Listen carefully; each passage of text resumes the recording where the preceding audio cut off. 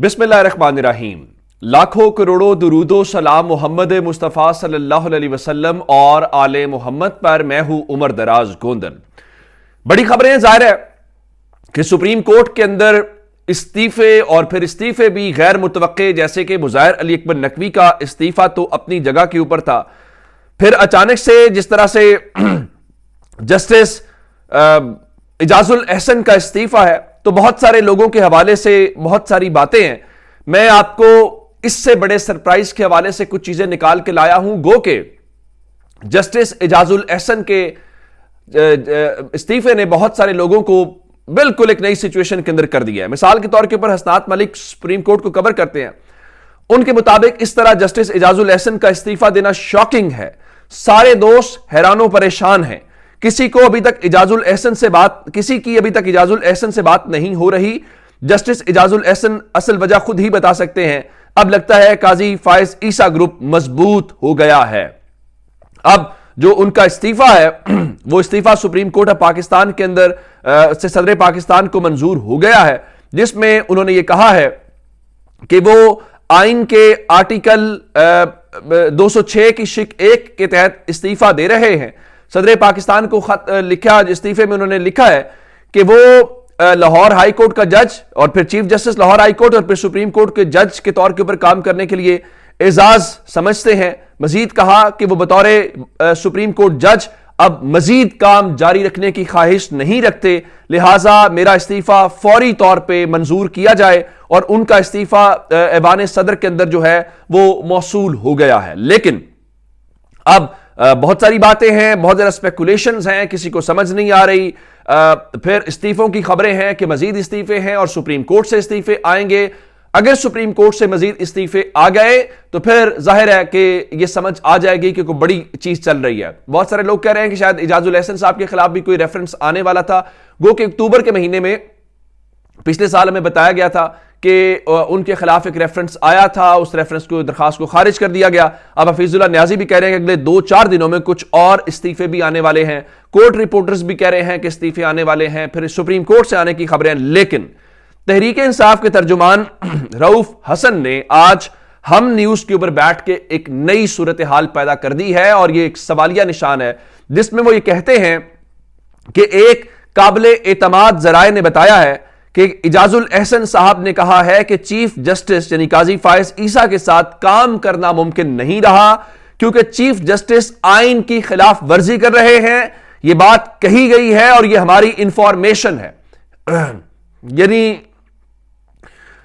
رؤوف حسن صاحب کا دعویٰ یہ ہے کہ وہ جو باتیں پھیلائی جا رہی ہیں کہ ان کے خلاف ریفرنس آنے والا ہے، اس سے کہیں زیادہ ہٹ کے اصل بات یہ ہے کہ وہ سمجھتے ہیں کہ قاضی فائز عیسیٰ صاحب آئین کی خلاف ورزی کر رہے ہیں اور ان کے ساتھ کام کرنا اب ان کے لیے ممکن نہیں رہا۔ اب میں آپ کے سامنے ایک اور چیز رکھنا چاہتا ہوں کہ چونکہ قاضی صاحب کے دور میں الیکشن 90 روز میں نہیں ہوا، اور آپ جانتے ہیں کہ جو پنجاب اور خیبر پختونخوا کے الیکشن والا معاملہ تھا، اس کے اوپر جو نوٹ بھیجا تھا اس میں مظاہر علی اکبر نقوی تھے اور جسٹس اعجاز الاحسن تھے، اور اس نوٹ کی بنیاد کے اوپر ہی وہ فیصلہ آیا تھا۔ وہ دونوں جج چلے گئے ہیں، لیکن قاضی فائز عیسیٰ کی سپریم کورٹ سے 90 روز میں الیکشن نہ آنے والا معاملہ اپنی جگہ کے اوپر ہے۔ اور آپ اندازہ کریں کہ آج کے اس استعفے کے اوپر مریم نواز شریف کا رد عمل آیا ہے، مریم اورنگزیب کا پریس کانفرنس کی ہے۔ وہ کہتے ہیں یہ کیا سمجھتے ہیں کہ استعفے دینے سے جان چھوٹ جائے گی؟ ہرگز نہیں، احتساب آج سے شروع ہوگا۔ میں نے پچھلی ویڈیو میں بھی آپ کو بتایا تھا کہ مسلم لیگ نون کو جو ججز پسند نہیں ہیں وہ جا رہے ہیں۔ آخر کیا وجہ ہے؟ کون ان کو مجبور کر رہا ہے یا کیوں وہ مجبور ہو رہے ہیں؟ اور مسلم لیگ نون کی ڈیمانڈز پوری کیوں کی جا رہی ہیں؟ مسلم لیگ نون کے پاس ایسی کیا گیدڑ سنگی ہے کہ وہ ججز کو دھمکیاں دیتے ہیں تو بھی کچھ نہیں ہوتا، وہ تو ایون سپریم کورٹ کے اوپر حملہ کر دے تو بھی کچھ نہیں ہوتا۔ مریم اورنگزیب لاہور میں پریس کانفرنس کر رہی تھی اور کہا کہ معیشت کی بدحالی کے ذمہ دار جسٹس اعجاز الاحسن اور جسٹس مظاہر علی اکبر نقوی ہیں۔ یعنی ججز وزیر اعظم تھے، ججز نے 16 مہینے حکومت کی ہے کہ وہ اس کے ذمہ دار ہے۔ لیکن میں آپ کے سامنے سرپرائز کی جو بات کر رہا ہوں وہ عمران خان سے متعلق ہے۔ پہلی بات یہ کہا گیا، اور یہ یاد رکھیے گا، میں یہ جو بات کر رہا ہوں کہ اسلام آباد میں ہر کسی کو اپنی پڑی، اور نواز شریف والا معاملہ وہ بھی بتاتا ہوں۔ جاوید چودھری نے یہ کہا کہ عمران خان فلاں دن ٹرائل کے دوران رو پڑے. عمران خان کو یہ بات بتائی گئی ہے تو انہوں نے اپنے وکلا کے ذریعے پیغام بھیجا ہے کہ میرے جیل میں رونے کی بات کرنے والے کو بتا دو, اگر رونا ہوتا بہت پہلے ہاتھ کھڑا کر دیتا, اس ملک کی آزادی کے لیے جان کی قربانی دینے کو بھی تیار ہوں. اور اس کے بعد وہ جو سمجھتے ہیں کہ عمران خان باہر چلا جائے گا, عمران خان نے اپنے وکلا کے ذریعے پیغام دے کے اسلام آباد سے رائے گنج تک بہت سارے لوگوں کے پسینے چھڑوا دیے ہیں. عمران خان نے کہا ہے کہ میں نے ڈیل نہیں کی. اس کے بعد کہا نہ ٹوٹا ہوں, نہ میں نے یہ کہا ہے کہ مجھے لندن بھیج دو. مجھے کمزور کرنے کے لیے اور پروپوگینڈا کرنے کے لیے یہ باتیں پھیلائی جا رہی ہیں کہ میں ٹوٹ گیا ہوں. لیکن عمران خان کا جیل سے پیغام یہ ہے کہ میں نہ ٹوٹا ہوں, نہ ملک سے باہر جانا چاہتا ہوں, اور میں یہاں پہ ہی ڈٹا ہوا ہوں. اور اس کے بعد ایک اور بات, عمران خان کا پیغام یہ ہے کہ اگست 2022 کے اندر جنرل باجوہ نے مجھے اور شاہ محمود قریشی سے کہا کہ چپ کر کے بیٹھ جاؤ, نہ بولو. اور اس وقت میں جلسے کر رہا تھا اور ریجیم چینج کی بات کر رہا تھا.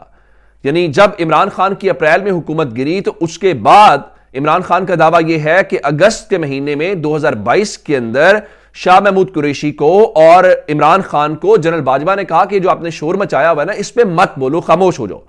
اور آگے عمران خان کہتے ہیں کہ مجھے کہا گیا اگر تم خاموش ہو جاؤ تو 2/3 اکثریت ملے گی, اور کہا کہ اگر چپ نہ ہوئے تو 30 سیٹوں پر محدود کر دیں گے اور کیسز بنائیں گے. کہا گیا غلامی قبول کر لو. یعنی عمران خان کہتے ہیں کہ مجھے یہ کہا گیا آپ چپ کر جائیں, اگر آپ چپ کر جائیں گے تو اس کا مطلب یہ ہوگا کہ آپ کو 2/3 اکثریت کے ساتھ وہ حکومت دے دیں گے. لیکن اگر آپ نے چپ نہ کی, اس کا مطلب یہ ہوگا کہ آپ کو ہم 30 سیٹوں تک بالکل محدود کر دیں گے.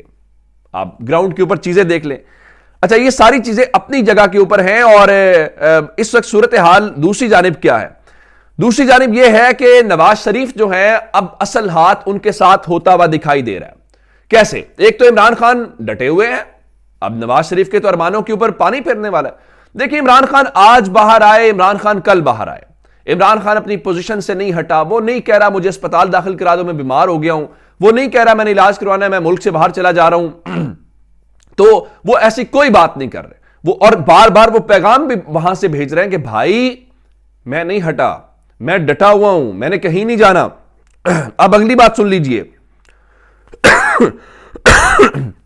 ایک تو تحریک انصاف کی ٹکٹوں کے حوالے سے شیخ رشید کی آفر یا ریکویسٹ ان کے سامنے پہنچائی گئی. ان کو کہا گیا کہ ان کے مقابلے میں پاکستان تحریک انصاف اپنا امیدوار کھڑا نہ کرے, جس کے اوپر عمران خان نے ان کی اس درخواست کو مسترد کر دیا ہے اور کہا ہے کہ جو سیاسی کمیٹی ان کی فیصلہ کرے گی اس کمیٹی کو قبول کیا جائے گا.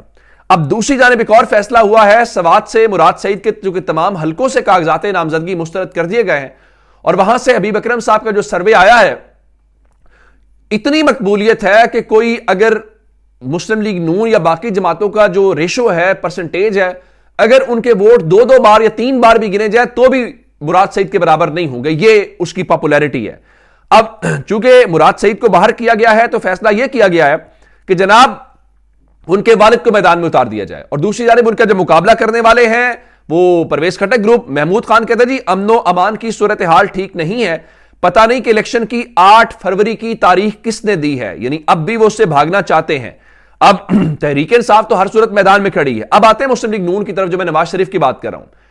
نواز شریف کو ایک تو ٹکٹ خود لوگ کہہ رہے ہیں کہ مسلم لیگ نون نہیں کر رہی, کوئی اور ہے جو ان کو لانے والے ہیں, وہی ٹکٹوں کے فیصلے کر رہے ہیں. اسی وجہ سے مسلم لیگ نون کو اپنے جو لوگ ہیں جن کی قربانی دے کے کچھ اور کو اکاموڈیٹ کیا جا رہا ہے. عائشہ رجب بلوچ جو ہیں, ان کے شوہر کے ساتھ جو مسلم لیگ نون کی تھی, وہ بار بار کہہ رہے ہیں کہ ان کی وفاداری کو بھلا دیا گیا ہے. عائشہ رجب بلوچ نے آزاد حیثیت میں الیکشن لڑنے کا اعلان کیا ہے. نمبر 2, جنرل باجوہ کی ایکسٹینشن کے اوپر ووٹ نہ دینے والے حامد حمید, جو کئی بار سرگودا سے جیت کے آئے, مسلم لیگ نون نے ان کو ٹکٹ نہیں دیا, تو اب حامد حمید نے اسی حوالے سے اعلان کیا ہے کہ وہ الیکشن لڑیں گے, آزاد حیثیت میں لڑیں گے. اور وہاں کے لوگ یہ بتا رہے ہیں, اس کا مطلب یہ ہے اس حلقے سے مسلم لیگ نون گئی. اس کے بعد اگلی بات سن لیجئے. اگلی بات یہ ہے کہ جس طرح چوری جعفر اقبال ہیں وہ بھی اگر آزاد حیثیت میں بھی اعلان تو نہیں ہوا, اگر اعلان ہو گیا تو سمجھیں وہ سیٹ بھی مسلم لیگ نون کے ہاتھ سے گئی. تو مسلم لیگ نون نے تحریک انصاف کا مقابلہ تو بعد میں کرنا ہے. مسلم لیگ نون پہلے گھر کا مقابلہ کرے گی, اس کے بعد تحریک انصاف کی جانب آئے گی. اور جہاں تک تحریک انصاف کے مقابلے کی بات ہے تو تحریک انصاف کی تو وہ قریب قریب بھی نہیں ہے. اب صورتحال یہ ہے کہ الیکشن کمیشن جو ہے وہ سیاسی جماعت کے خلاف پارٹی بنا ہوا ہے.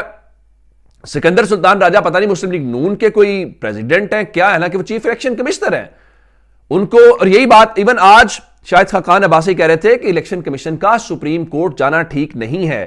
انتخابات میں جب بھی ابہام پیدا کریں گے نقصان ہوگا. سمجھ نہیں آتی کہ اس سے کیا مقصد حاصل ہو رہا ہے. دستور کے مطابق ووٹ دینا, سیاسی جماعت بنانا فنڈامنٹل رائٹ ہے. پارٹی نشان واپس لے کے کیا کرنا ہے؟ ان کے مطابق یہ پارٹیز کا اندرونی معاملہ ہے کہ وہ الیکشن اپنا کیسے کرواتے ہیں, یہ الیکشن کمیشن کا کام نہیں ہے. اب دوسری جانب الیکشن کمیشن نے سینئر وکیل مخدوم علی خان کو اس کیس کے اندر ہائر کیا ہے, اور ظاہر ہے وہ کروڑوں کی فیس لینے والے وکیل ہیں, کہ وہ تحریک انصاف کو بلے کا نشانہ ملے. اب قاضی فائز عیسیٰ صاحب کسی زمانے میں کہا کرتے تھے کہ جو سرکاری محکمے ہیں ان کے پاس اپنی لیگل ٹیم موجود ہے تو وہ باہر سے وکیلوں کو کیوں ہائر کرتے ہیں, یا ان کو نہیں کرنا چاہیے. لیکن وہ قاضی صاحب اس زمانے کے مختلف قاضی صاحب تھے. اب جب وہ قاضی بن گئے ہیں پاکستان کے سب سے بڑے منصب کے اوپر تو اب چیزیں تھوڑی سی مختلف ہو گئی ہیں. مجھے امید تو نہیں ہے کہ قاضی صاحب کل عدالت میں پہلا سوال یہ کر دیں کہ بھائی آپ کی لیگل ٹیم ہے تو قومی خزانے سے یہ کروڑوں روپے اس وکیل کو کیوں دے رہے ہیں. وہ تو شاید مخدوم علی خان سے زیادہ دلائل قاضی فائز عیسیٰ صاحب کے ہوں. اپنا بہت سارا خیال رکھیے گا. خدا حافظ.